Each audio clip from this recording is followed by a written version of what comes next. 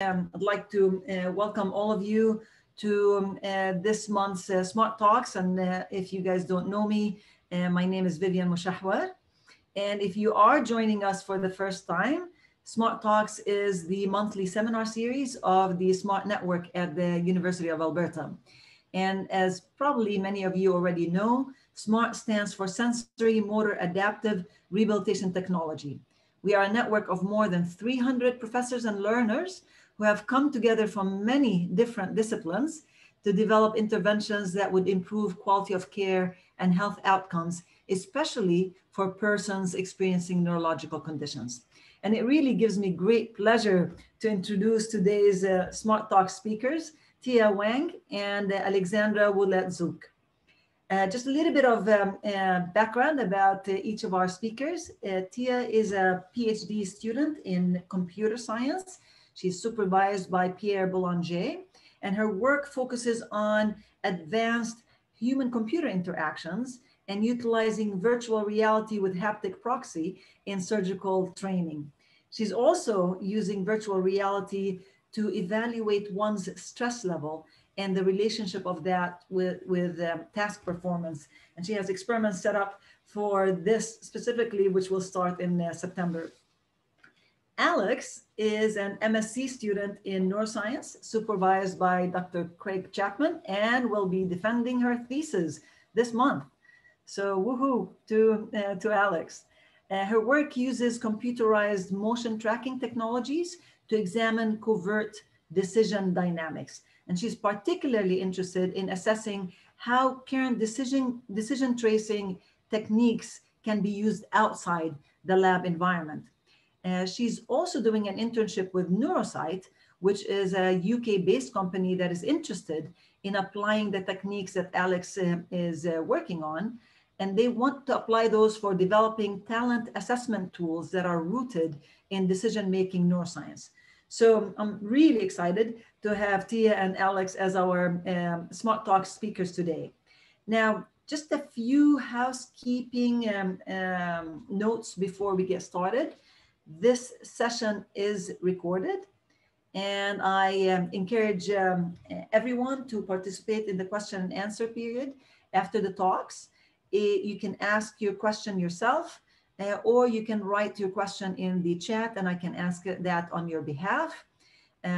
If you'd like to ask your question yourself, please remember to unmute yourself, ask your question and then remute yourself afterwards. And to reduce bandwidth issues, if you're having any bandwidth issues, you may want to turn off your camera during the talks and then turn it back on during the question and answer period. And with that, I'll hand it over to Thea and Alex. And I think, Thea, you're going to start us off. Yep. Give me 1 second. I'm sharing my screen right now. Can you guys see it? Yes, we can. Thank you, Thea. Awesome. Okay, thank you, Vivian, for the introduction. Thea, Alex, and I are going to give a talk in human-computer interaction. Before our presentation, we would like to respectfully acknowledge that we're situated on Treaty 6 territory, traditional lands of First Nations and Native people.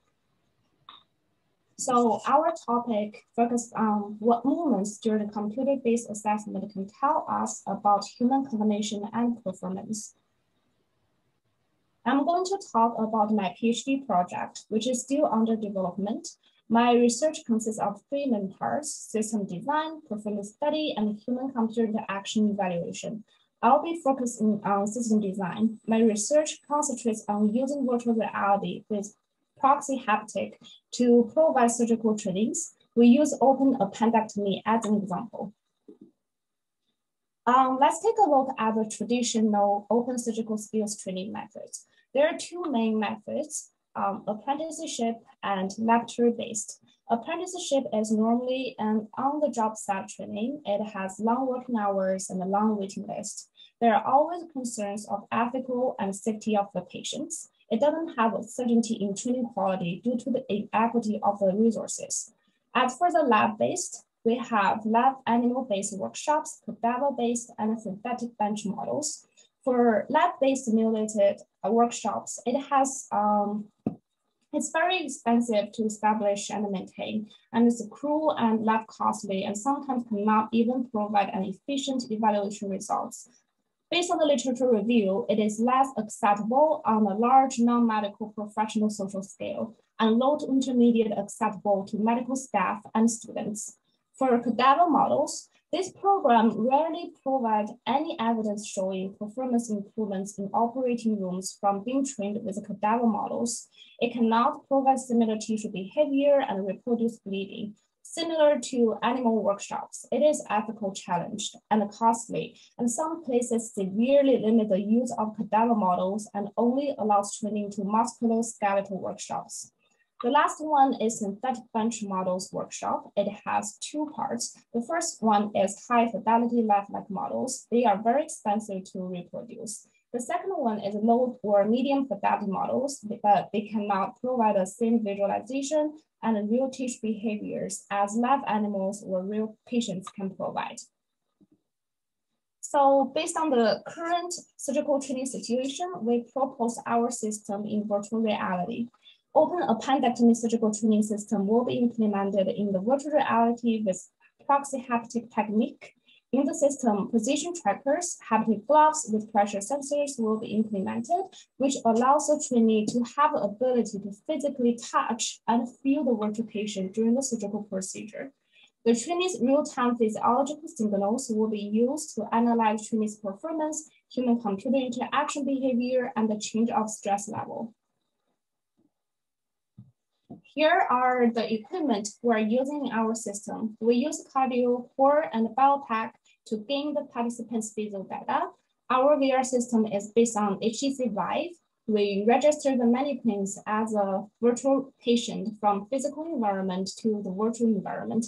Along with medical instruments, they will be tracked through optical and magnetic trackers. We also have haptic gloves that track finger movements and provide a pressure feedback.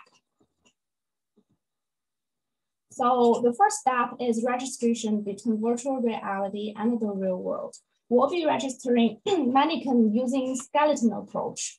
Optical or magnetic trackers create a skeleton for the mannequin, where the mannequin's movements can be mirrored on the skeleton. Then the 3D animation model will be added on the skeleton. We don't need to worry about any joint movements on the mannequin since the virtual patient will be placed at a still spine position. The next one is the tracking and registration on surgical instruments, skin pad, and organs.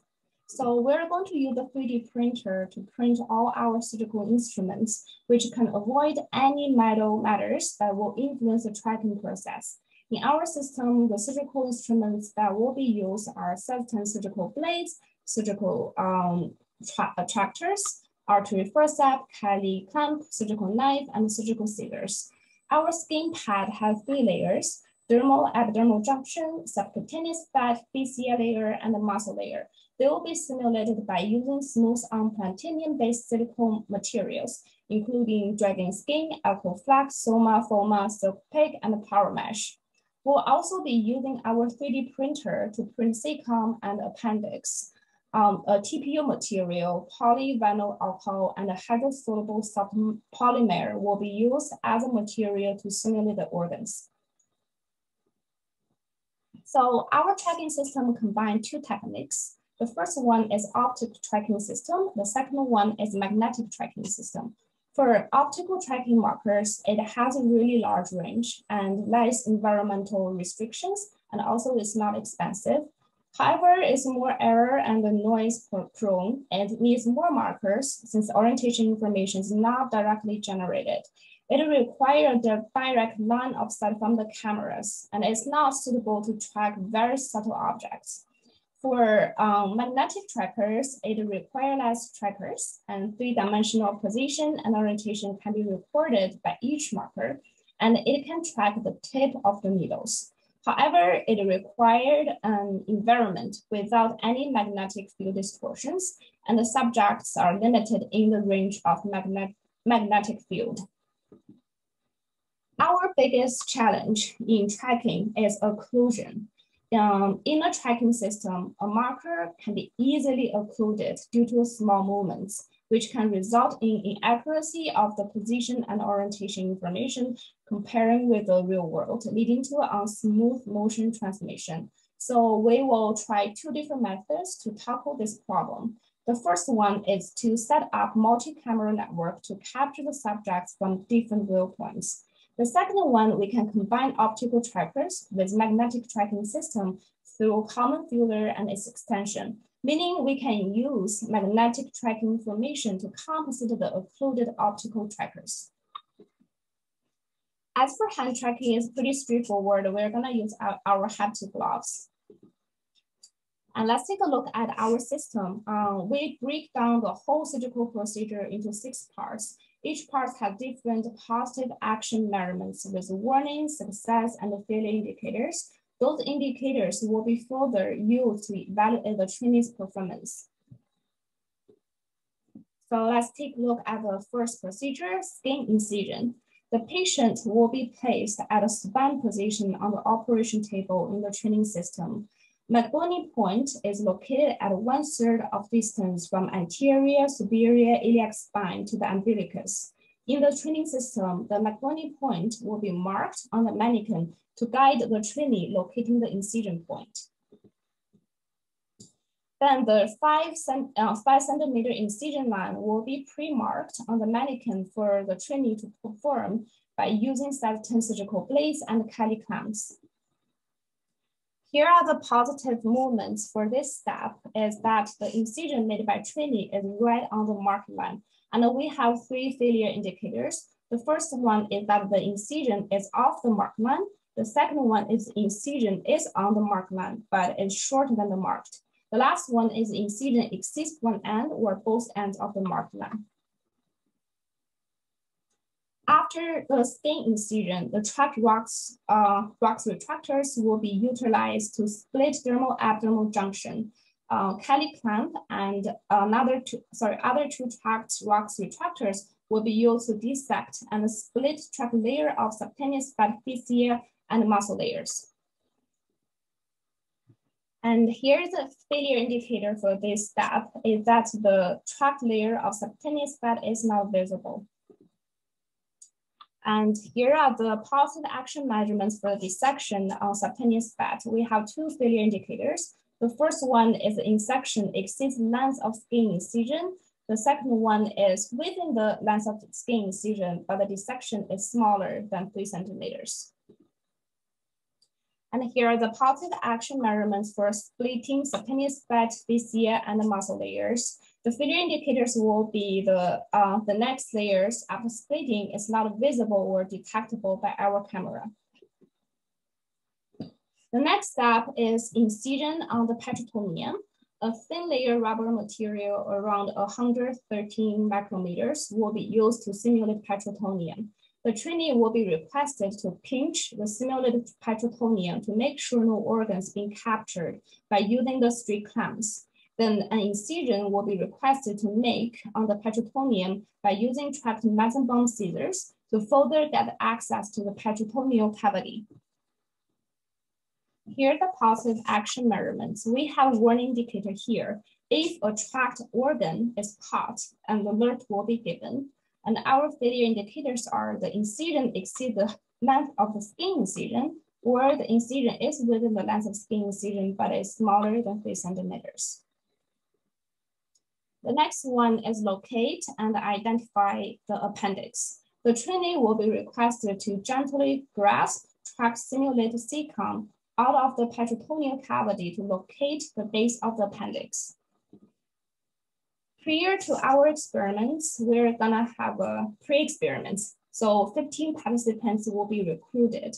Each of the participants will wear a haptic glove on the dominant hand to safely grasp the CCOM model. The pressure applied on the CCOM will be recorded and the average value will be used as safety threshold. So we will have a warning indicator in our training system. If the grasping strength is higher than the safety threshold, we're gonna give the trainee alert. And here are the positive action measurements for identifying appendix. It will be the tracked appendix is visible or detectable by our tracking system. The next step is a division of appendiceal mesentery and appendix space removal. First, 3 tracked forceps and a surgical knife will be used to divide the appendiceal mesentery. A tracked suture will be provided to ligate the stump. The successful indicator for this step is the tracked appendix space is fully visible or detectable by the cameras. Oops. Sorry, my computer froze for a second. Okay, so and the next step is ligate the base of the tracked appendix twice. Then place a tracked forceps to the distal ligature on the appendix, crush the base by using the surgical knife and remove the appendix. The successful indicator for this step is the tracked appendix is completely separated from the cecum. The next procedure is repositioning the cecum. The trainee will be requested to reposition the tracked cecum back to the peritoneal cavity by hand. And also, we are going to give a warning indicator if grasping strength is higher than the safety threshold. The last step of the procedures are suturing. So the tracked peritoneum and external oblique muscle layer, subcutaneous fat and fascia layer, and dermal abdominal junction will be sutured respectively. Sorry, still frozen. Okay, and the successful indicator for this step is that the previous suture layer is not visible or detectable. After we synchronize all the procedures together, we will start our data collection. We're going to collect data, subjects' physical data, including blood pressure, heartbeat, heart rate variety, skin resistance, hand pressure, and breathing rate. Among these physical data, heart rate variety is a well-developed and reliable index to detect stress changes. So we're going to use estimated entropy to calculate its complexity during the task performance. As for other signals, we can use a state space modeling to detect subtle differences among subjects and show how one's stress level fluctuates during the task performance. This method has been used on skin resistance, and we want to try it on other signals as well.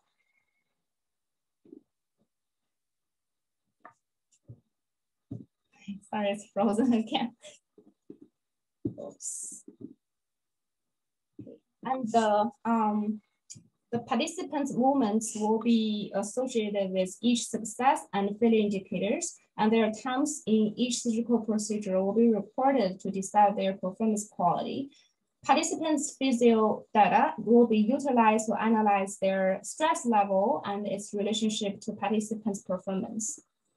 And we're going to have 2 phases of study. In phase 1 training, it will be designed with color coding based on our fundamental research on the impacts of color perception in virtual reality. Cecum, appendix, appendiceal mesentery, appendix space will be coded with different colors in order to guide the trainee during the procedure. The phase 2 study will be a real experience training. All the organs will be rendered with realist color, where the trainee need to find and identify all the organs based on their own knowledge. We also plan to recruit a group of experienced surgeons to participate phase 2 study, so we can compare the stress level and performance difference between expertise and the trainees. The last step is human-computer interaction evaluation. We will issue a questionnaire to each participant after the experiments. Our questionnaire consists of 4 parts. The general question is going to give us the basic information of our participants' age, gender, hand dominance, or their average screen time. The perceived competence scale is going to give us the information about users' confidence and comfortableness while interacting with the system. Usability scale will tell us users' opinion towards the system usability. The last one is believability. This one is also very important. This is the one which will tell us how close our system to the real world. So now I have shared my proposed research with you, since my research is still under development and we don't have results yet linked to stress and performance. But Alex is going to take you through her master project, highlighting just how meaningful the results obtained from the computerized assessments can be. Okay, Alex, I will pass the presentation to you. Awesome, thank you so much. Just get my screen up and going here. All right, can everybody see that? I'm getting a thumbs up, so awesome. Thank you so much, Thea. I'm actually going to take a step away from performance-based assessments to introduce you to the study of cognition and decision-making specifically through computerized methods. I want you to imagine having two options for breakfast, a muffin and a bagel. If you don't like sugar in the morning, but love cream cheese, this might be an easy decision for you, and your reach to select your choice might look really direct, something like this. If it turns out you just love carbs in general and aren't too picky, the choice between these two options might be more difficult. You might initially feel pulled towards the bagel before ultimately deciding on the muffin. Although you might not consciously be aware of it, the competitive pull that you felt between the breakfast options might result in a reach looking something like this, where you see a deviation towards the unchosen option. As it turns out, these two reaching patterns can tell us a lot about the cognitive processes that underlie our decisions, and can be a physical manifestation of the evidence accumulation process during your decision. An evidence accumulation model, which I'm showing here, assumes that over the course of your decision, relative evidence in support of one option over the other is noisily accumulated over time. This is shown in the purple and green lines here. The purple line is showing an evidence accumulated during the more difficult decision that ultimately resulted in the leftward reach towards the muffin.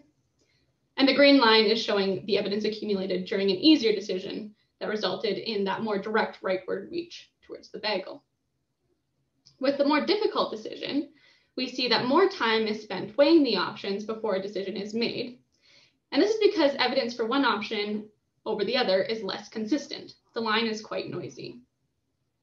The easier decision, on the other hand, which is in green, seems to resolve itself more quickly as the evidence point almost directly towards the bagel. Now, classic evidence accumulation models believe this evidence accumulation occurs during reaction time, before movement is initiated to enact the choice. But there's now a lot of evidence showing that this process can, and does, continue after movement is initiated. This particular figure takes that into consideration, showing evidence accumulation prior to movement, but also during movement time. So you see from blue and then also continues into the yellow there.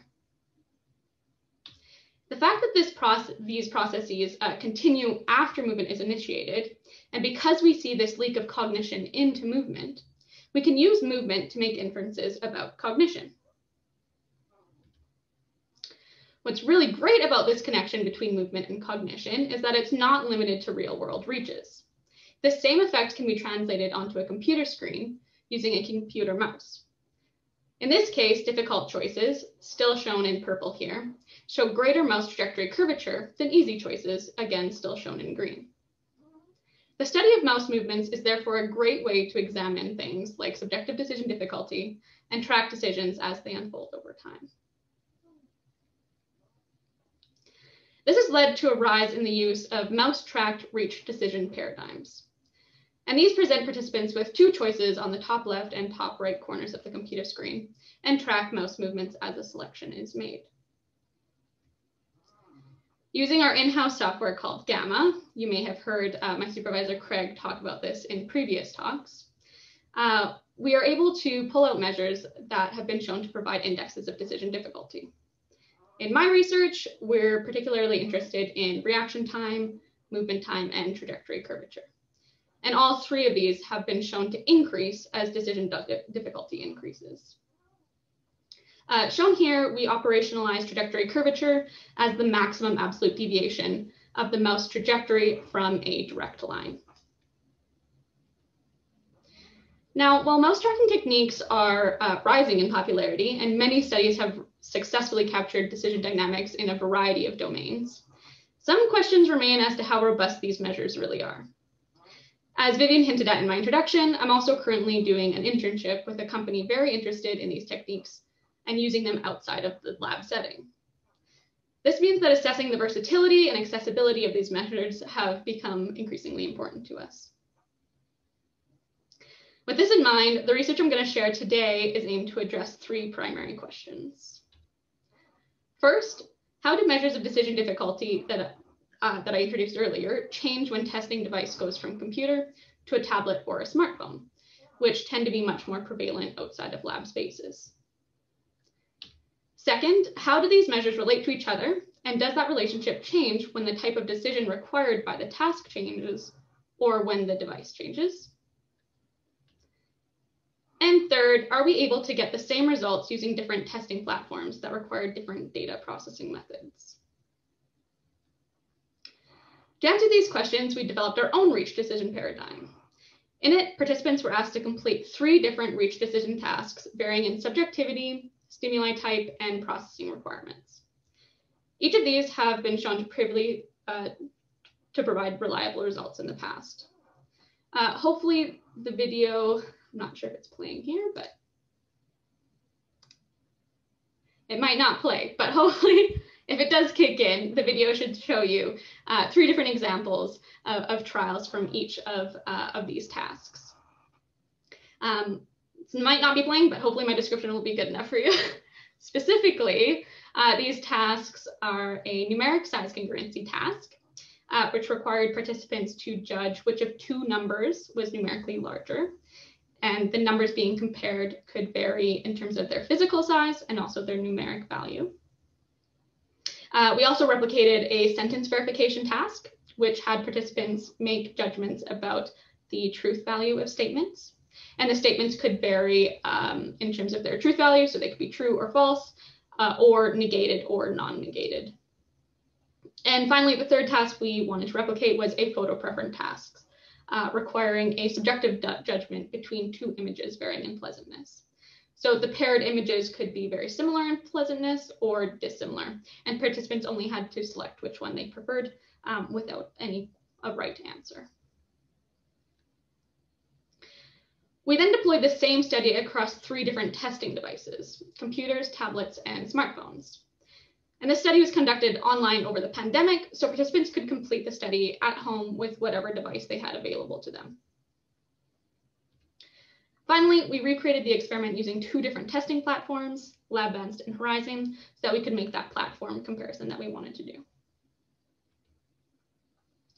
Although we deployed the study using 3 different devices and 2 different platforms, the study design stayed identical and followed the same timeline shown here. After completing a survey, all the participants completed all 3 tasks that I highlighted in random order. Because we deployed our experiment online and had very few restrictions over who could participate and what testing device they could use, we were able to very quickly collect almost 300 data sets between each of our device and platform categories. I also just wanted to quickly highlight that the results I'll be showing you were collected using over 115 different device models, each with unique sizes and variations in screen configuration. Because of the complexity of the design, I'm going to discuss the results of the study as they relate to 3 categories. First, task replication. This will highlight the specific effects and our ability to replicate them using different devices and platforms. Second, device differences. Independent from our replication results, we uncovered some nuanced differences in outcomes between devices that we certainly find incredibly interesting, and I would love to share with you. Maybe you'll find them interesting as well. And third, measure dynamics. And that is, we're going to discuss what our comparison between measures of decision difficulty told us about how they relate and how decision processes can unfold. To save time and avoid repetition, I'm going to show only some examples of the results we found to support each conclusions in each of these categories. So you're not going to get the full extent of the experiment right in your face. But of course, if you have questions about things that I'm not sharing, feel free to ask those later. Okay, jumping first straight into the task replication results. I'm going to use our size congruency task as an example in this category and take you through a quick look of our results within each of the 3 measures we collected. Because of the complexity of the design, I'm going to discuss the results as they relate to 3 categories. First, task replication. This will highlight the specific effects and our ability to replicate them using different devices and platforms. Second, device differences. Independent from our replication results, we First, you should know that based on previous studies, not ours, but by other authors, we were hoping to replicate a congruency effect in this task. If you don't know what this effect is, this happens when the choice between number pairs incongruent in numerical and physical size is more difficult than the choice between number pairs congruent in numerical and physical size. If we replicated this effect, we would expect to see a difference between congruent and incongruent conditions, labeled on the x-axis here. We would also expect the differences in difficulty to be reflected in all three measures: reaction time, movement time, and trajectory curvature. What we see here is exactly what we expected. Incongruent trials show longer reaction times, longer movement times, and more trajectory curvature than congruent trials. What's most exciting is that this remains true independent of testing device or platform. And to highlight just how similar the results were between devices, here's a deeper look inside our trajectory curvature results. So even at just a quick glance, you can see a nearly identical pattern of results, regardless of whether a computer, a tablet, or a smartphone was used. So all of these three figures look extremely similar. As it turned out, this stayed true for all three tasks. Task-specific effects were replicated across the board with no differences between devices or platforms. This opens up a world of possibilities for the use of reach decision paradigms outside of lab spaces, which we're particularly interested in. Now, while our primary effects were unaffected by device, we did see a couple of subtle differences pop up between devices independent of our decision difficulty-driven effects. These fell into two categories and seem to suggest small differences between computer-based testing and the testing on the two smaller touchscreen devices. First, we saw small differences in directional biases between devices. Specifically, we saw that tablet and smartphone-based results showed right-hand bias, which is a super common phenomena seen during 3D tracking of real-world reaches. A good example of this can be seen in the trajectory curvature results for the size congruency task. If you pay attention to the differences between devices, shown in the different colored lines here, you can see that more trajectory curvature was found for rightward reaches than leftward reaches, but not for computer users, which are shown in blue. This is thought to reflect a biomechanic difference between devices, where a swipe of a finger on a touchscreen induces effects similar to an arm reach, while using a mouse does not. The other difference we see between devices is in the sensitivity to measures. This one really took us by surprise. I'm going to use our sentence verification task results as an example in this case. And I want you to focus only on the difference in the spread between conditions for each device. So if you look at the spread between the different colored lines, or sorry, the two conditions of the different colored lines. Don't worry too much about the specific labels on the x-axis.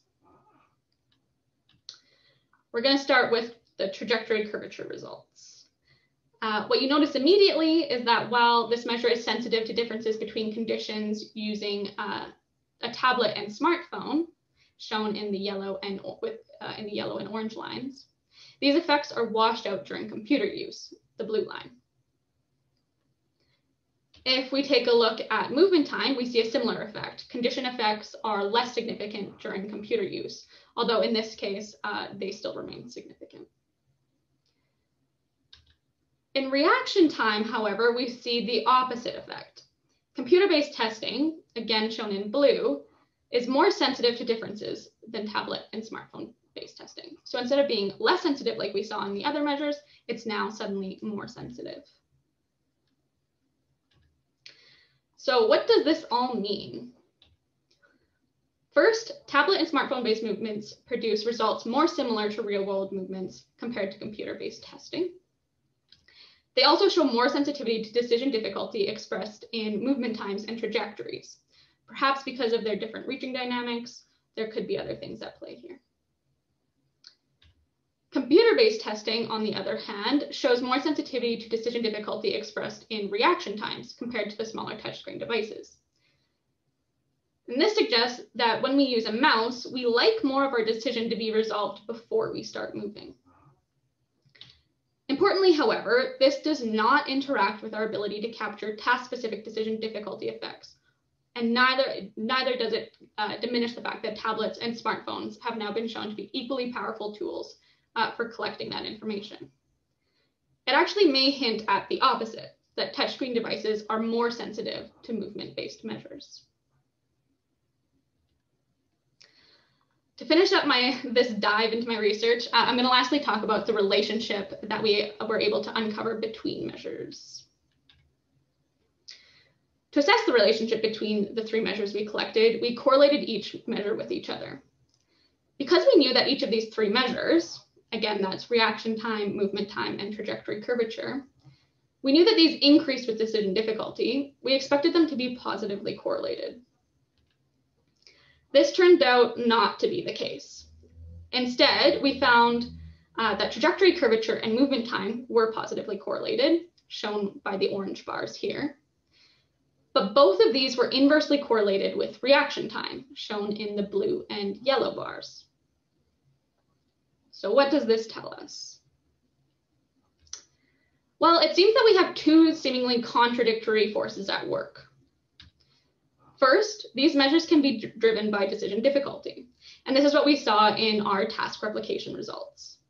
All three measures increase as decision difficulty increases. But we also see an inverse relationship between reaction time and post-movement measures, where faster reaction times show more decision difficulty reflected in the movement. And we found this to be true independent of device or platform. Even though these two results seem to contradict each other, they can actually tell us a lot about how decision processes unfold over time and are actually both compatible within an evidence accumulation model of decision-making. I'm going to do my best to explain this interaction using a fun train analogy, or at least I think it's fun. I like to imagine a train on a track.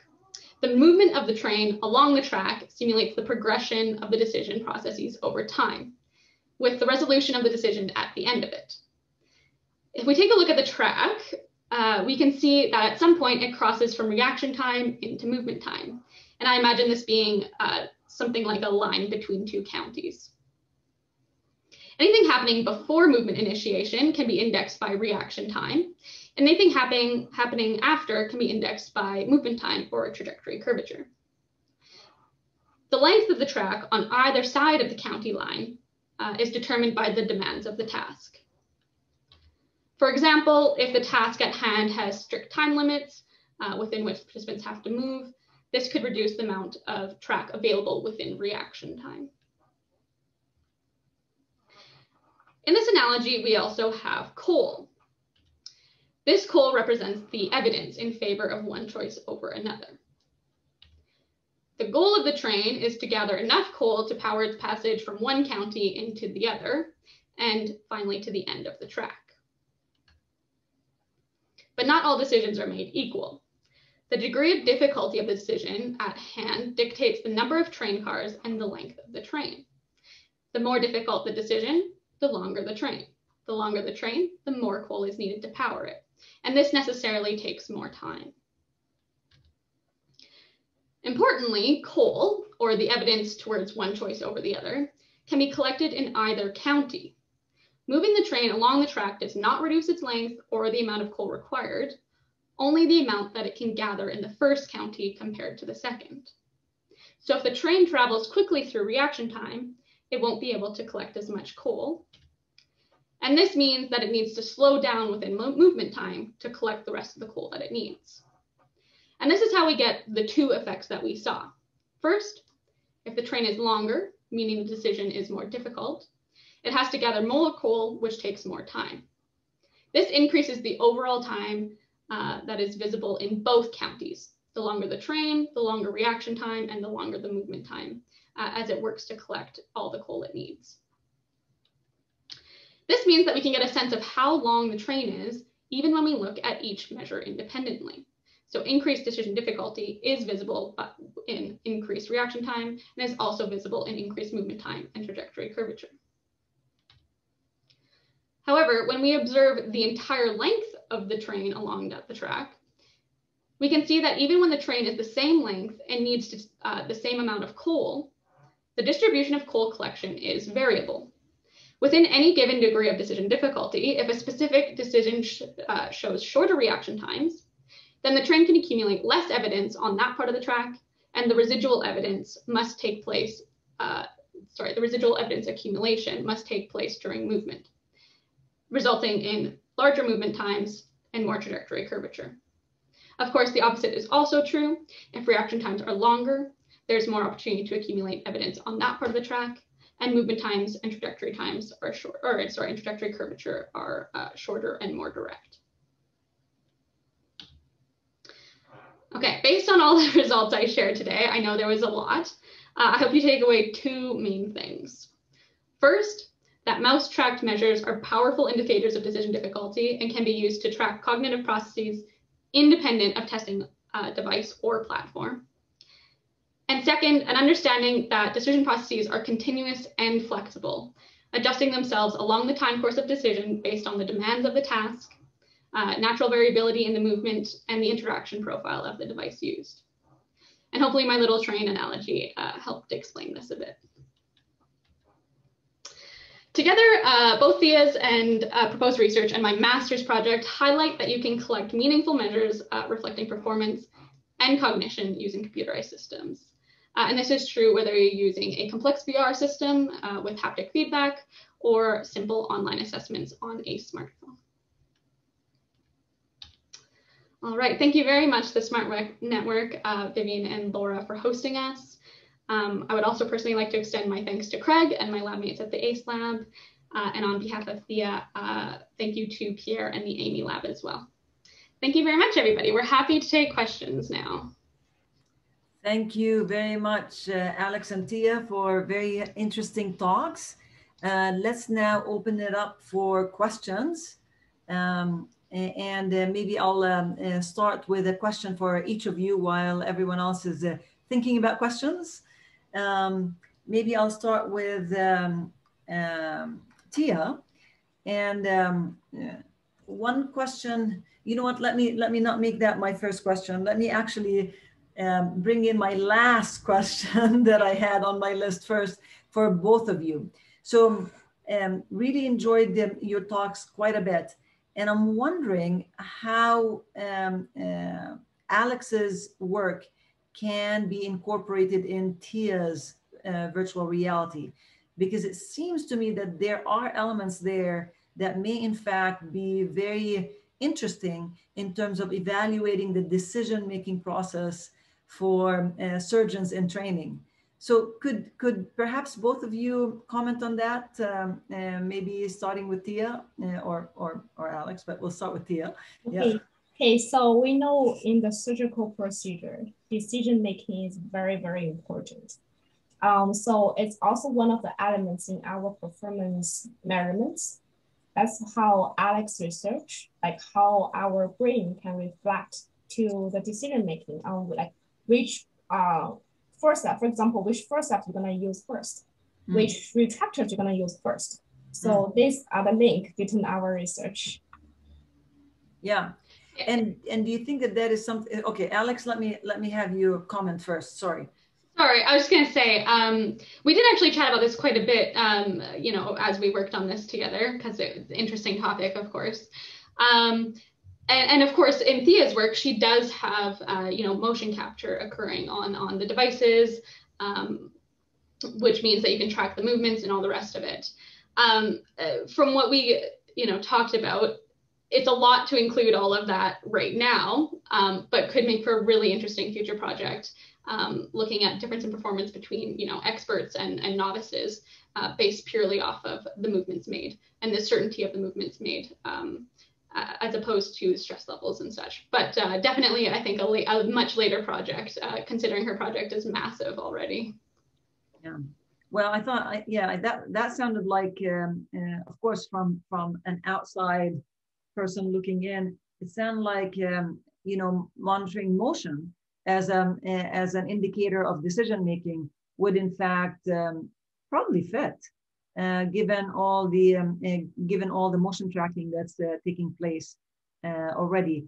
Perhaps the analysis would be, post hoc, just to kind of try to understand exactly what you said, the novice surgeon versus the experienced surgeon.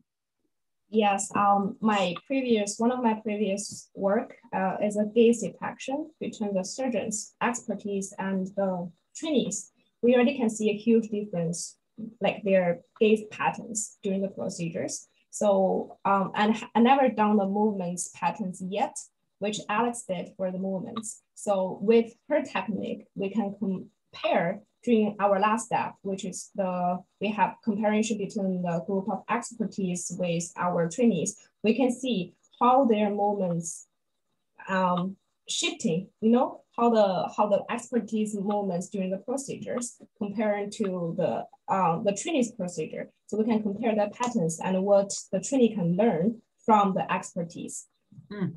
Yeah, absolutely. Yeah. I'll also say, just because I know Craig would appreciate the plug, this would be a fantastic use case for the Gamma software, of course, which does also integrate eye tracking. So yeah, I mean, hopefully, yeah, something can be up and running in the future and we can work together, and that'd be fantastic. That's fabulous. That's fabulous. Okay, so just a quick question, Thea.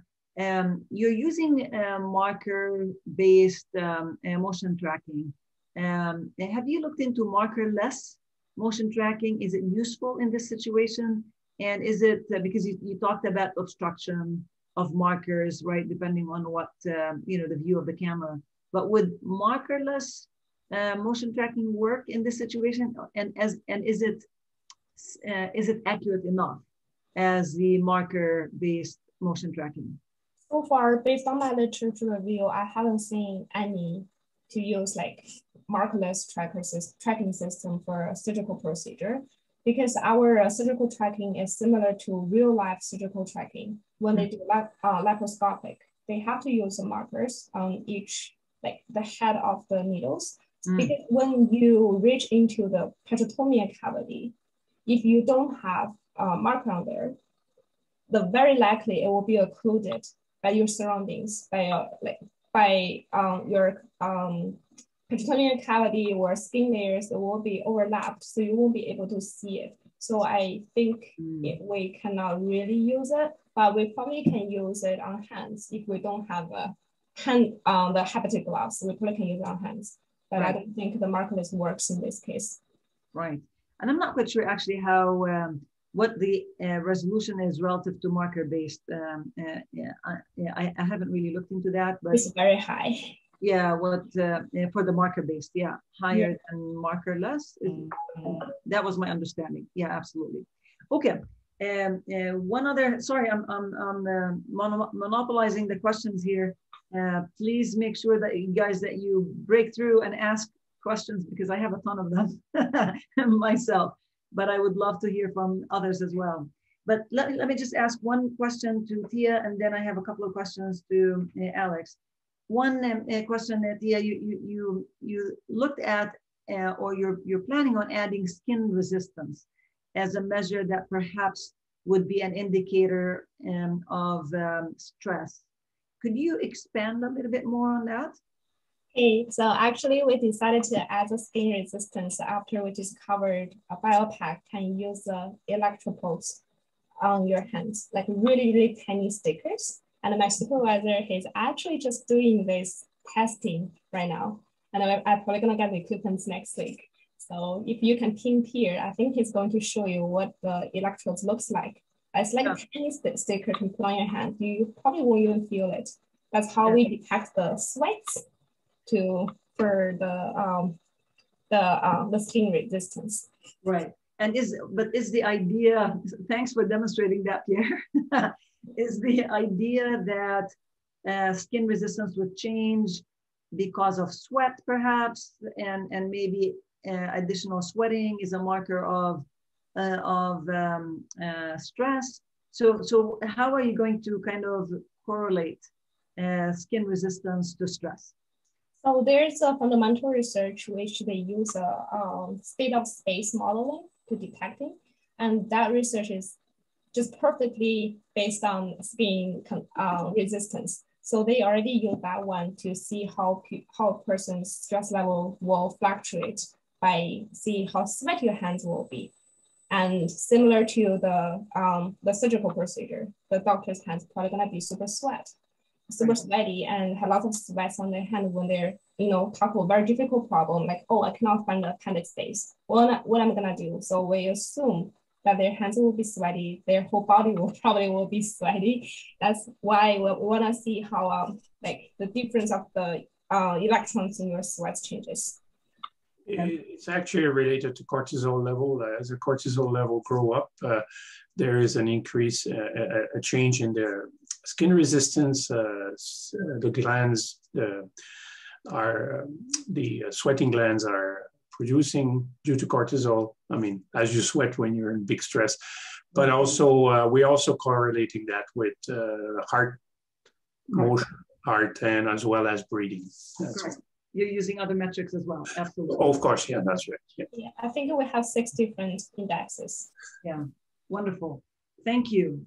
I'm going to shift to Alex for a minute.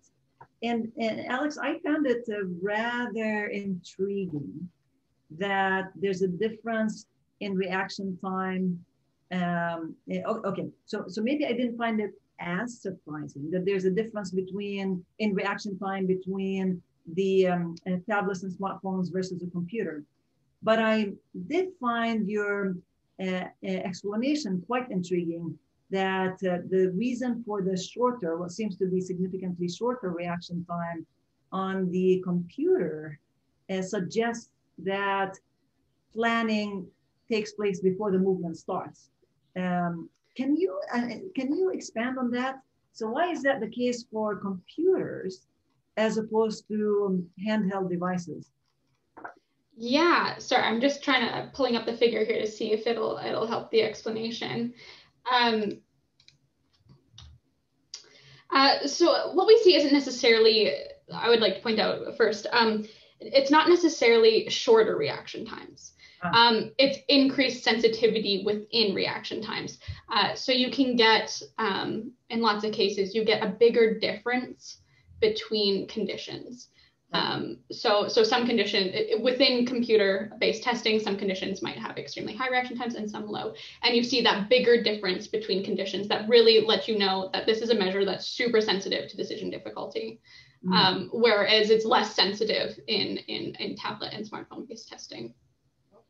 I mean, I obviously not an expert, don't know exactly why this happens. I have, a couple of ideas. One of them being based off of movement. A mouse-based movement is actually extremely small in the real world, even though the mouse is moving big distances on screen. And this might make you want to make sure that when you do move, you know what movement you're doing, because it takes a split second to finish that movement to make your selection. So it becomes a little bit more important to make sure of your movement compared to a tablet or smartphone. That's a thought of mine. I would love to do, more experiments to make sure that this, is sustained across, although again, we did have a huge sample size.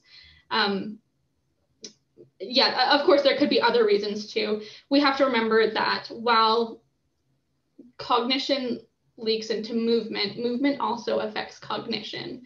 So if you know specifics about the movements that you're going to make, or just you learn over time the requirements of that movement, the way you process things will change and adapt based on the movement that is expected. Yeah, that's very interesting.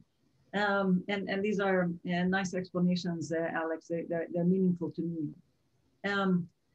Going to the concept of using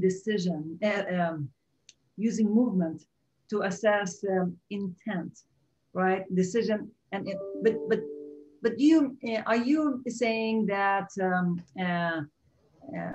that movement could be also an indication of intent, or is it an indication of decision along the way? And it may be a nuance, But it actually is very exciting and very interesting, because if one could use movement as a measure of intent, then that could go into all sorts of devices, right? And predictive strategies for all sorts of intelligent devices. But can you say that movement is an indication of intent, or is it an indication of decision?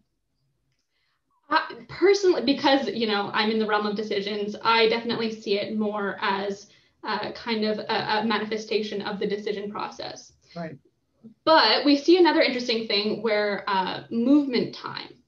Yeah. Movement time is obviously highly correlated with the movement itself, because the more curved your movement is, the longer it takes you to get there, just naturally. But movement time also reflects something else, and that's something that we call movement vigor.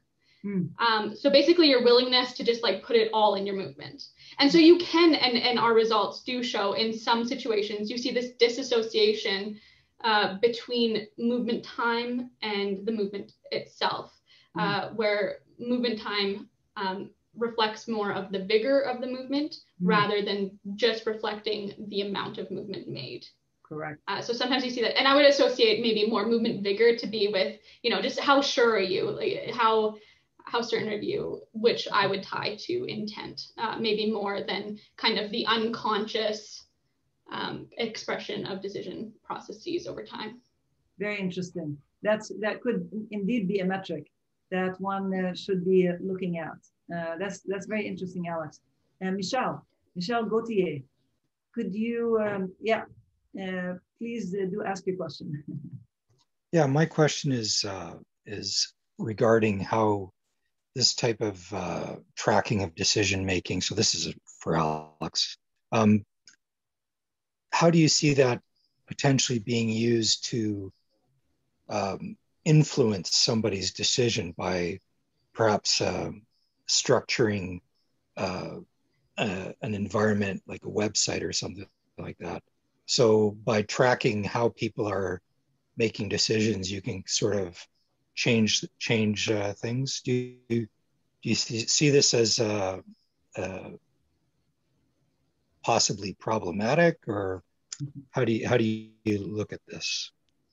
I mean, to be honest, I think it's something that's already in play. And we're actually just starting in the lab now to look more at kind of UX design and website design. And as you're talking about being able to influence kind of the decision process, studies have been conducted to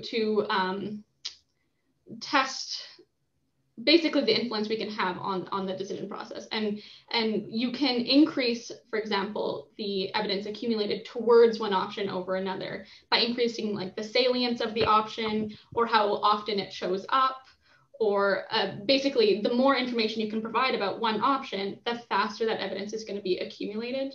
So you can definitely speed up reaction times, probably speed up certainty, and reduce the difficulty of a decision that way.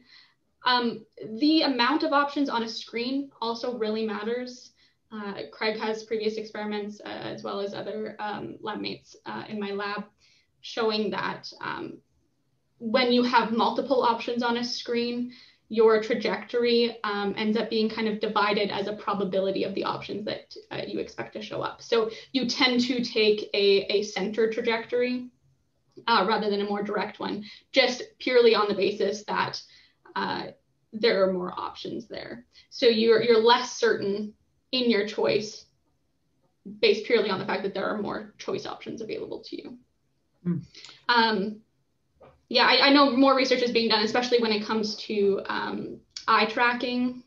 We see it being done in grocery stores, to make sure that what you want people to buy is salient, or to make sure that they have to work their way through the whole store to be able to get to what they really want and are more likely to buy things along the way. And you can, see what draws their eye and make sure that what you want to draw their eye is drawing it. So I think there's a lot of, it's definitely like more of an up and coming thing in commerce and UX design as well. I answered your question completely. Yeah, I would like actually, I've got to. I'd like to encourage Michelle and Alex to connect. Sorry, Michelle, we're over time, and I realize that a lot of people need to leave and have already been leaving, but I would like to take the chance to thank Alex and Thea for a great presentation, both of you. And I really would like to commend you on how you've worked together to combine your work in a meaningful fashion. So thank you very much for a wonderful talk. And Michelle, please do connect with Alex so that you can continue to talk. And sorry that I interrupted you in mid-sentence, Michelle. But thank you very much, guys. And we will see you next month. See ya. Thank you, Vivian. Congratulations. Thank you.